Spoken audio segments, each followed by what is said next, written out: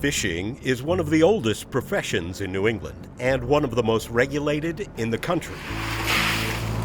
Fishing, actually, according to a George Mason University study from 2014, is the 7th most regulated industry in the nation, more regulated than oil and gas extraction and more regulated than pharmaceutical manufacturing. Among those regulations, the Magnuson-Stevens Act.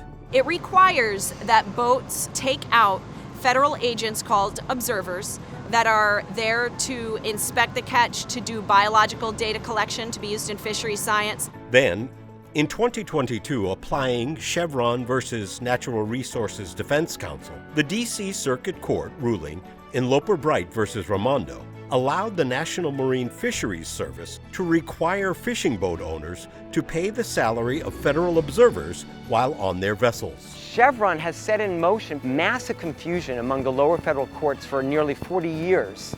How a court is to interpret a statute to decide whether or not a federal agency has any authorization to implement the regulation at issue.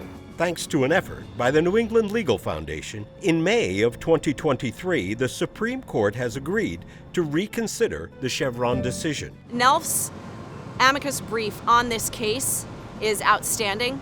This has significance nationally, not just at the fishing industry level, but at the national level in all forms.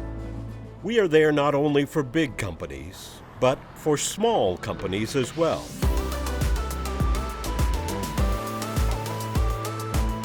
I'm Jalon Hall Johnson, the owner of the Sassy Biscuit Company. I started my first restaurant in Billings, Montana in 2018, and then we expanded to Dover, New Hampshire in 2020. Sassy is a biscuit-centric restaurant where we focus on elevated but approachable food.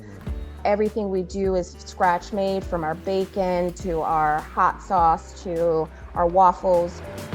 Any business that you're starting, it definitely was not easy to open up in Dover, but we worked through some of the obstacles. We originally decided that Massachusetts would be an excellent fit for the Sassy Biscuit Company. As a Black-owned, woman-owned business is extremely difficult.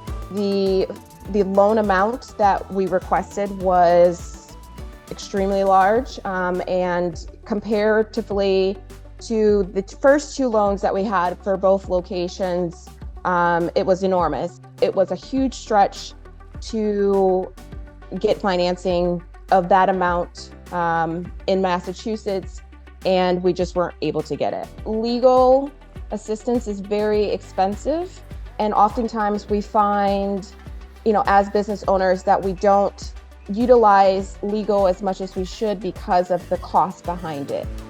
So the Equalizer Institute would provide corporate legal for small business owners, which in my books is a tremendous opportunity for any small business owner looking to expand or looking to open a business. So having a resource like the Equalizer Institute would have greatly enhanced my ability to expand. It would have allowed me to understand more of what I was getting myself into and how to protect myself as a small business owner. From the Supreme Court to Main Street to the waterfront, we stand for free enterprise, economic liberty, and inclusive growth.